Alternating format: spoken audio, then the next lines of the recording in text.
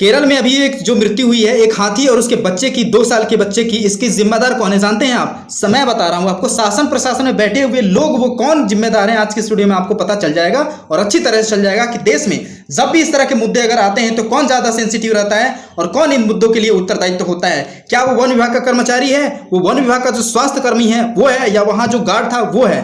तमाम इन सारी वीडियो को देखने के बाद आपको पता चल जाएगा और एक ऐसे मुख्यमंत्री जो हैं उनको बारे में पता चलेगा कि वो इस मुद्दे को लेकर कितना सेंसिटिव है। महीनों बीत जाते हैं फिर जाकर उनका ट्वीट आता है इस मुद्दे को लेकर, ऐसा लगता है कि वो जैसे सो रहे थे। इस वीडियो को देखिए, आपको पता चल जाएगा कि आखिर उस हाथी और उस बच्चे का आखिर तक जिम्मेदार कौन है। 3 दिनों तक आप बताइए, कोई अगर जानवर खड़ा है तो वन विभाग कर्मचारी किस हालत में उसको नहीं छू रहे हैं और स्वास्थ्य विभाग कर्मचारी भी बिल्कुल भी एक्शन नहीं ले रहे हैं। और उस राज्य का मुख्यमंत्री जो है कितने दिन बाद ट्वीट आता है इस मुद्दे को लेकर के, आप ये समझ सकते हैं कि उस राज्य का मुख्यमंत्री कैसा हो सकता है। पिनराई विजयन केरल के मुख्यमंत्री हैं। इस वीडियो को देखिए, पूरी तरह से आपको समझ में आएगा कि शासन प्रशासन के लोग जो बैठे हुए हैं कितनी लापरवाह हैं। आदमियों के प्रति नहीं, जानवर के प्रति भी। वो जानवर भी बिल्कुल बन चुके हैं। जो जानवर जंगल में रहता है वो जानवर नहीं, वो इंसान है, और जो इसके ऊपर लापरवाह है वो बिल्कुल भी जानवर है। वीडियो को देखिए तब आपको पता चलेगा। जिन हाथियों को रेस्क्यू के काम में लगाया गया वो शोक में खड़े नजर आते हैं। एक हाथी अपनी सूंड से इस हथनी को छू रहा है, शायद उसे जगाने की कोशिश कर रहा है, या शायद ये समझना चाहता हो कि यहाँ जानवर कौन है। Bureau report CBD। दोस्तों एक बार फिर से स्वागत है आपका आप तक के इस YouTube चैनल पर। आज के इस दौर में एक और मुद्दा सामने देखने को आया है जिसमें मानवता को बिल्कुल शर्मसार कर दिया है। मानव को मानव नहीं, इंसान नहीं, इसको जानवर कहना उचित होगा आज के इस दौर में। मैं ऐसा इसलिए कह रहा हूं क्योंकि हाल ही के समय में केरल में एक घटना घटी जिसमें एक हाथी की मृत्यु हो गई जो एक जानवर था, लेकिन अब हम उसको इंसान कहेंगे और इस धरती पे जो इंसान है अब उसको हम जानवर कहेंगे, और ये बिल्कुल भी उचित होगा क्योंकि इस तरह की मानवीय अकृत्य वाली और जघन्य अपराध करने का जो श्रेय जाता है वो केवल इस धरती पे रहने वाला हम जैसे, आप जैसे और तमाम जितने भी लोग हैं ऐसे जानवर ही कर सकते हैं। इंसान का दर्जा इनको बिल्कुल भी नहीं दिया जा सकता। अगर आपको ये घटना पूरी तरह से पता नहीं है तो आप चुल्लू पर पानी में जाके डूब मरिए, क्योंकि आपको केवल इतना पता रहता है कि देश में किस हिस्से में और किस भाग में हिंदू मुस्लिम की लड़ाई लड़ी जा रही है और अपनी रोटियां सेकी जाए। मैं आपको पूरी घटना पहले बता देता हूं, फिर इससे मुद्दे पर जुड़ेंगे और आखिर हाथी बच सकता था, शासन प्रशासन इतनी ढिलाई क्यों बरत रहा है, मैं आज की इस वीडियो में आपको बताने वाला हूं। और इसमें जितने भी राजनेता हैं हिंदू मुस्लिम पर तो बहुत सारे ट्वीट्स करते हैं, बहुत सारे उत्तर देखने को मिलते हैं, लेकिन इस अमुक प्राणी की हत्या हो जाती है जो इस धरती पर रहने वाले इंसान ने की है, वो भी जानबूझकर। उस पर आखिर राजनेता जो वरिष्ठ नेता हैं वो आखिर चुप क्यों हैं? सबसे पहले मैं मुद्दे को बता देता हूं, अगर आपको पता नहीं है तो 27 मई को केरल के मल्लपुरम जिले में, मल्लपुरम केरल का एक जिला है जहां पर एक दर्दनाक घटना 27 मई को होती है, जहां पर एक हाथी को अनानस फल जो होता है उसमें पटाखे भर करके, और उस हाथी को भूख लगी थी और जंगल से वो गांव में आता है और वो फल उसको खिला दिया जाता है जिसमें पटाखे भरे हुए हैं, बारूद भरे हुए हैं, और वो बारूद कुछ ही समय में उसके पेट में जाकर फट जाता है। आप सोच सकते हैं कि जब अगर पटाखा पेट में फट जाए तो आखिर क्या हो सकता है। रिपोर्ट में बाद में ये सामने आती है कि उसके दांत टूट गए थे, और आगे सामने मैं आपको बताऊंगा सारी चीज़ें। इससे पहले मैं आपको बता दूं कि आप ये घटना बिल्कुल भी अच्छी तरह से सुनिए अगर आप इसको नहीं जानते हैं, और शासन प्रशासन किस तरह से इसमें ढिलाई बरतता है। 2-3 दिन बाद उसको खड़े रखते हुए देखते हुए भी वह कुछ नहीं करता है, जबकि हाथी संरक्षण जो परियोजना लाई गई थी उसके तहत सरकार को वित्तीय सहायता दी जाती है, तकनीकी सहायता दी जाती है, इसके बावजूद भी वो उसे छोड़ देता है। आखिर ऐसा क्यों है? सबसे पहले हम मुद्दे को पूरी तरह से देख लेते हैं। उसके शरीर में पटाखे फूट जाते हैं और वो पटाखे फूटने के बाद गांव में 2-3 दिन तक विचरण करता है, फिर भी उसे एक शांति नहीं मिलती है क्योंकि उसके अंदर तो आग लगी हुई थी, पटाखे जले हुए थे। आप समझ सकते हैं कि जब शरीर के अंदर अगर पटाखा फूट जाए तो क्या हो सकता है। फिर जाकर उसने शांत वैली जो आपको जगह मिलेगी वो केरल में ही मिलेगी। शांत वैली एक वन्य अभ्यारण्य है और उसी में एक वेल्लियार नदी है। उस नदी में जाकर वह 3 दिन तक भूखी प्यासी खड़ी रहती है। वो हथनी जो है वो खड़ी रहती है और जो आग लगी रहती है उससे हो सकता है कि उसको ठंडी पहुंची, इसलिए वो खड़ी रहती है। बाद में यहाँ पर वन विभाग के कर्मचारी भी उसे देखते हैं। ये रिपोर्ट उन्होंने खुद कही है कि हमने देखा कि वो 2-3 दिन तक खड़ी है, हमने ये भी सोचा कि आखिर वो क्यों खड़ी है, लेकिन हम समझ नहीं पाए। मुझे एक बात बताइए, आखिर 2-3 दिन तक एक ही जगह पर एक ही हाथी खड़ी है, तो आखिर ये बात जो है बहुत विचारणीय है। इसमें सोचना चाहिए वन विभाग के कर्मचारियों को कि आखिर क्या बात है। आगे मैं आपको बता दूं कि फिर जाकर के वन विभाग को जब ये बात पता चली कई दिनों बाद, तो हाथी खड़े खड़े मर चुकी थी वहां पर, और फिर बाद में वन विभाग के कर्मचारियों ने उसे बाहर निकाला और फिर बाद में पोस्टमार्टम किया। और पोस्टमार्टम करने के बाद यह बात पता चली कि वो 15 साल की जो हथनी थी वो 2 महीने से गर्भवती थी और उसके पेट में एक बच्चा था। तो यहाँ पे केवल जघन्य अपराध केवल हाथी के साथ नहीं, उसके पेट में पल रहे बच्चे के साथ भी शासन प्रशासन ने बिल्कुल अन्याय किया है। आपको मैं बता दूं कि भारत सरकार ने हाथी के संरक्षण विधेयक के साथ साथ ही भारत सरकार ने भारत को राष्ट्रीय धरोहर पशु घोषित किया है। आपको ये जानकर बड़ी हैरानी होगी कि हाथी को भारत में केवल आम एक जानवर नहीं, हम उसे यहाँ जानवर संबोधित कर रहे हैं क्योंकि आम जनता उसी के नाम से जानती है, लेकिन जानवर तो वास्तव में हम आप जैसे लोग हैं। मतलब जानवर अमुक प्राणी को संरक्षण नहीं दे सकते, उसको जंगल से पकड़कर हम घर में बांधते हैं और अपना व्यापार चलाते हैं। आपको ये जानकर हैरानी होगी कि राष्ट्रीय धरोहर पशु घोषित किया गया है और भारतीय हाथी जो वन्य जीव संरक्षण अधिनियम 1972 में आया था, उसके तहत अनुसूची 1 में हमारे आर्टिकल में भी यह दिया गया ये साफ बातें कि आप हाथी संरक्षण के तहत जो अधिनियम आया था 1972 में, और अनुच्छेद में यह बात तरीके से लिखी गई है कि आपको हाथी संरक्षण के लिए सारी तकनीकी सहायता और वित्तीय सहायताएं दी जाएंगी। इसके बावजूद भी अमुक प्राणी की हत्या हो जाती है कई दिनों के बाद देखने के बाद। इसके बाद हाथी परियोजना भी लाई गई हमारे देश में। हाथी परियोजना को मौजूदा आबादी को प्राकृतिक आवास और उसको दीर्घकालीन तक जीवित रखने के लिए हमारे देश में हाथी परियोजना लाई गई, जो 1992 में लाई गई थी।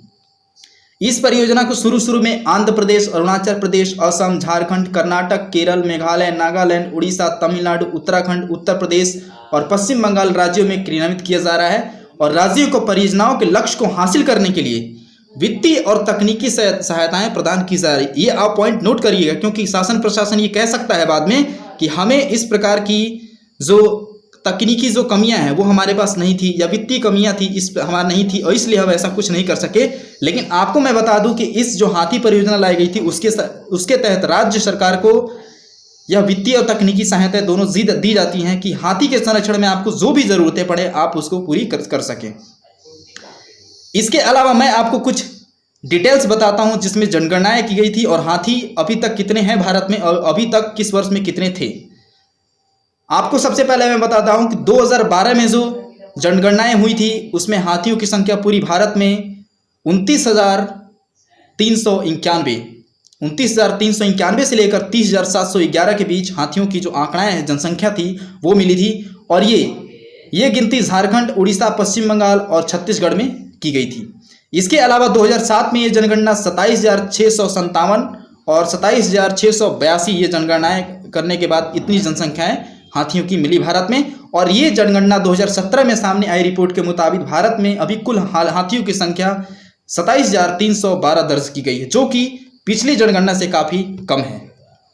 तो आप ये समझ सकते हैं कि हाथी संरक्षण विधेयक लाने के बाद भी हमारे देश में हाथियों की संख्या कम हो रही है। तमाम ऐसे बहुत सारे सवाल हैं जो राज्य सरकार से पूछे जा सकते हैं, लेकिन इस पर कोई सवाल नहीं उठाता। आपको मीडिया समाचार पत्र में बस यही दिखता होगा कि हाथी के ऊपर ये आक्रमण हो गया और हाथी जो है अमुक प्राणी की मृत्यु हो गई, लेकिन इसके ऊपर एक्शन लेने वाला कोई नहीं है। राज्य सरकार के पिनराई विजयन का अभी ट्वीट हम देखेंगे। अभी चलते हैं उनके ट्विटर पर और देखते हैं कि आखिर वो कितना निर्मम हत्या के प्रति कितना टचअप रहते हैं, क्या बताते हैं। हम उनके ट्वीट पर देखते हैं। वो उस राज्य के मुख्यमंत्री हैं, उनका सबसे पहले ट्वीट बहुत ही जरूरी है। हम चलते हैं उनके ट्वीट पर। तो दोस्तों अब हम आ चुके हैं केरल के मुख्यमंत्री पिनराई विजयन के ट्वीट पर। अब हम ये देखते हैं कि 27 मई को हुई इस मृत्यु में आखिर पिनराई विजयन अपने विचारों को क्या व्यक्त करते हैं, क्योंकि ये केरल के मुख्यमंत्री हैं, इनके विचारों को जानना बेहद ही ज़रूरी होता है। तो चलिए हम आपको लेकर चलते हैं। अब आप देखिए कि आज से अभी मैं जब वीडियो रिकॉर्डिंग कर रहा हूँ 4:22 पर, और अभी से 23 मिनट पहले इन्होंने एक ट्वीट किया है जो उसी के बारे में है। 23 मिनट पहले, और आज की तारीख जो है वो है 4 जून। मतलब आज से 6 दिन पहले की वीडियो में इन्होंने कुछ नहीं देखा, कुछ नहीं समझा। और ये इनके ट्वीट पर देखिए, in a tragic incident in a Palakkad district a pregnant elephant has lost his life, इसके बारे में ये सारी चीज़ें लिखी हुई हैं। ये ट्वीट इनका तब आ रहा है, आज डेट है 4 जून, जबकि हाथी की जो मृत्यु हुई, प्रेग्नेंट हाथी की मृत्यु वो हुई थी 27 मई को। तो आप ये समझिए कि इसके प्रति ये बिल्कुल भी सेंसिटिव नहीं है, इस बात से ये पता चलता है।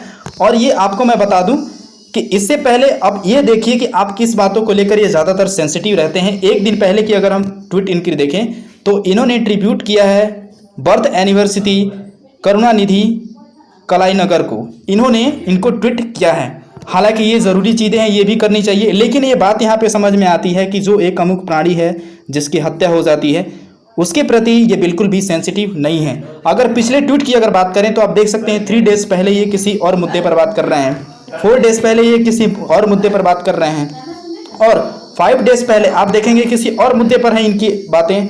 इस प्रकार की बातें आप देख सकते हैं। और आज के दिन में, आज से जब से कि 1 हफ्ते बीतने जा रहे हैं, इसके बाद इनका ट्वीट ये आता है इस प्रकार की, ऐसा लगता है जैसे ये इस राज्य के मुख्यमंत्री हो ही नहीं सकते।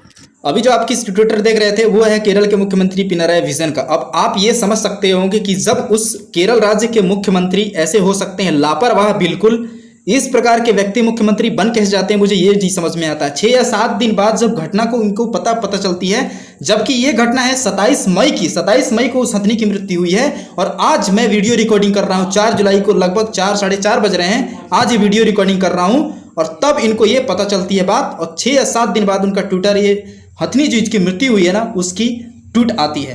तो अब आप ये समझ सकते हैं। दूसरी बात मैं कहना चाहूँगा कि उस वन विभाग के कर्मचारी ने ये खुद बात अपनी खुद कही कि 2 या 3 दिनों तक वो पानी में खड़ी रही और एक ही जगह खड़ी रही वो हथनी, बावजूद भी उसने कुछ नहीं किया और कुछ भी उपचार नहीं किया गया, कोई एक्शन नहीं लिया गया। अगर एक्शन लिया गया होता राज्य सरकार, जो वन विभाग के कर्मचारी हैं, तो हो सकता था कि वो हथनी और उसका बच्चा भी बच जाता। पूरी राज्य सरकार की कमियों का यह परिणाम है कि आज हथनी मृत्यु के घाट उतर गई, उसको मरना पड़ा। साथ में केवल अकेले नहीं, उसके बच्चे, पोस्टमार्टम होने के बाद भी 2 महीने का उसका बच्चा था पेट में, वो भी मर गया। तो इसकी पूरी जिम्मेदारी वन विभाग के कर्मचारियों को जाती है कि 2 या 3 दिन को आप देख रहे थे वो पानी में खड़ी थी, लेकिन फिर भी आपने उसको क्यों नहीं निकाला। मैं चलता हूं अब अपने आप को वरिष्ठ नेता कहने वाले राहुल गांधी के ट्वीट पर आपको ले चलता हूं और ये दिखाता हूं कि पालघर की घटना हो चाहे धार्मिक घटना हो, उनकी सोनिया गांधी, राहुल गांधी दोनों का ट्वीट अपन देखेंगे, क्योंकि ये विपक्षी अभी वर्तमान में बीजेपी के सबसे तोड़जोड़ और विपक्षी नेता हैं। तो इनको देखना बनता है कि आखिर विपक्ष में होते हुए इस तरह के मुद्दों को उठाते हैं या नहीं उठाते हैं। पालघर की घटना में आपने देखा होगा कि आर रिपब्लिक भारत की जो अर्णव गोस्वामी हैं, उन्होंने केवल सोनिया गांधी से ये पूछा था कि आप पालघर में 2 साधुओं की मृत्यु पर आप चुप क्यों हैं, तो इस पर बवाल हो गया था, महाभारत छिड़ी थी। और आपको ये बात पता भी होगा कि ये FIR हुआ था आर रिपब्लिक भारत के आर अर्णव गोस्वामी के ऊपर, सोनिया गांधी ने इन्होंने करवाया था। अब हम इनकी ट्वीट देखेंगे कि आखिर इस मुद्दे को लेकर सोनिया गांधी कितनी एक्टिव हैं। इसके साथ ही हम देखेंगे कि राहुल गांधी इस मुद्दे को लेकर के कितना एक्टिव है। सबसे पहले हम चलते हैं राहुल गांधी के ट्विटर पर। दोस्तों, अब हम आ चुके हैं बेपरवाह लापरवाह गांधी राहुल गांधी के ट्विटर पर। अब हम ये देखते हैं कि इस मुद्दे को लेकर आखिर कितना सेंसिटिव है और आखिर छोटी छोटी मुद्दों पर लेकर के आखिर अपनी ट्वीट करते रहते हैं ताकि वो पालघर का मुद्दा हो। इन्होंने धार्मिक उस मुद्दे को बनाया और इसके बाद झारखंड में जो हिंदू मुस्लिम जो हुआ था वो भी बनाया और ताकि मजदूरों से रिलेटेड सारे मुद्दों को अपने ट्विटर पर डालते हैं। लेकिन इस मुद्दे को लेकर कितना एक्टिव है अब हम ये देखते हैं। आप देख रहे हैं ये राहुल गांधी का ट्वीट है। अब हम देखते हैं कि आखिर इन्होंने क्या लिखा है। 23 मिनट पहले इन्होंने बजाज ऑटो के MD के बारे में इन्होंने बात कही है, उससे जुड़ी हम रिलेटेड खबरें देखते हैं। टुमारो में इन्होंने कुछ प्रेस कॉन्फ्रेंस किया है जिसमें अलग बातें हुई हैं। इसके बाद 1 डे पहले इन्होंने कुछ दूसरी बात कही है। इसके बाद go GOI please confirm that no Chinese soldiers. ये देखिए, आप ये बताइए, ये आप समझ रहे हैं, ये चाइनीज जो अभी बाहर अभी चल रहा है उसके बारे में इन्होंने ट्वीट करा है, जबकि इस मुद्दों को लेकर अभी तक हमने देखा तो बिल्कुल भी ट्वीट नहीं है। चक्रवाती तूफान के बारे में ट्वीट है, 11 करोड़ जो भी हो, और मोदी है related Modi handling of India economic step of जंग ये बता रहे हैं कि मोदी जी सरकार में जो इकोनॉमी को जंग लग गया है उसके बारे में, है ना। 4 दिन पहले की देखते हैं UPCC अध्यक्ष। इसके बाद देखते हैं ये अलग मुद्दा है, Rahul Gandhi I am sorry. इस प्रकार के ट्वीट के मुद्दे आज से अगर हम 28 तारीख को देखते हैं, इससे एक दिन और पहले देखते हैं क्या इन्होंने कहा है। देश में भयानक कोरोना चपेट में इन्होंने बताया है। इसके बाद पंडित जवाहरलाल नेहरू 27 मई को जो घटना घटी थी उससे रिलेटेड ये 27 मई के ट्वीट है। और उसके बाद ये अलग बात है, ये वॉच ऑन द वीडियो, ये भी अलग बात है। अटेंशन रियल 2 महीने लॉकडाउन। तो तमाम ये सारी जितने भी आप ट्वीट देख पा रहे होंगे, इससे रिलेटेड आपको एक भी ट्वीट देखने को नहीं मिला राहुल गांधी के ट्विटर पर कि उससे एक भी सेंसिटिव बातें ये कह सके कि जानवरों अमूक प्राणियों से हुई हत्या ये बिल्कुल भी निशंक है और कृतज्ञ अपराध है। एक भी ट्विटर नहीं मिला। अब हम चलते हैं लाइव।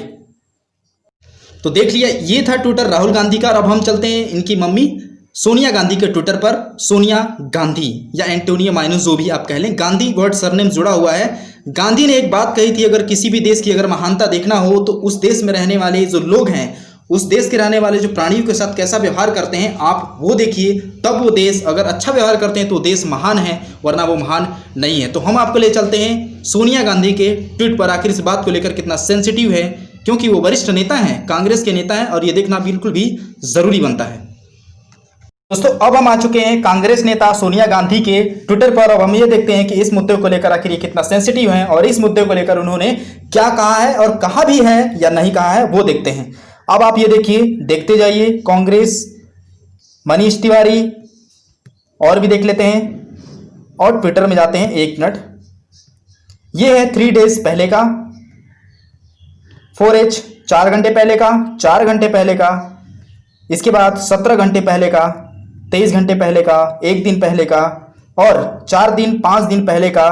लेकिन इसमें आपको एक भी खबर नहीं मिलेगी जिस अभी जो हाथी की मृत्यु हुई है उससे रिलेटेड कोई भी खबर आपको सोनिया गांधी के ट्वीट पर आपको बिल्कुल भी देखने को। तो तमाम सारी चीज़ों का आपको देख के पता चल रहा होगा कि आखिर शासन किसी अमुक प्राणी या वन्यजीव प्राणी जो रहते हैं उनको लेकर के कितना सेंसिटिव है। बिल्कुल भी नहीं है। उस राज्य के मुख्यमंत्री का आप ट्वीट ही देखिए कि 6 या 7 दिन बाद आता है, तो उस वन विभाग के कर्मचारी का क्या हाल होगा उस वन्यजीव प्राणी को लेकर के, वो कितना चिंतित होगा। बिल्कुल भी चिंतित नहीं हो सकता है। और एक सवाल और कि 3 दिनों तक उस पानी में खड़ा हुआ जानवर 3 दिनों तक था, जबकि वन विभाग के कर्मचारी वो देखते हुए भी उसके बावजूद उन्होंने कुछ नहीं किया। स्वास्थ्य विभाग के कर्मचारी भी उन्होंने कुछ नहीं किया, जबकि ये खुद ये बयान देते हैं वे खुद कि हाथी जख्मी होते हुए भी गांव भर में घूम रहा था और उसने लोगों को कोई भी हानि नहीं पहुंचाई। तो आप ये बताइए कि 3 दिनों तक जो हाथी पानी में खड़ा रह सकता है, इसके प्रति स्वास्थ्य विभाग और वन विभाग के कर्मचारी हैं, इसके प्रति सेंसिटिव होना चाहिए या नहीं होना चाहिए। इनके नहीं होने के कारण और सेंसिटिव नहीं होने के कारण ही परिणाम है कि आज हाथी के साथ उसका बच्चा भी मर गया। मिलेंगे अगली न्यूज़ में इस तरह के हाइलाइट्स मुद्दे में, तब तक के लिए इजाज़त दीजिए। जय हिंद, जय भारत। वीडियो आपको अच्छी लगे तो लाइक और शेयर सब्सक्राइब जरूर कर लीजिएगा, क्योंकि इस तरह के जब भी देश में अगर मुद्दे आते हैं तो मैं उसके ऊपर वीडियो ज़रूर बनाऊंगा और ये ज़रूरी भी है। तब तक के लिए इजाज़त दीजिए। जय हिंद, जय भारत।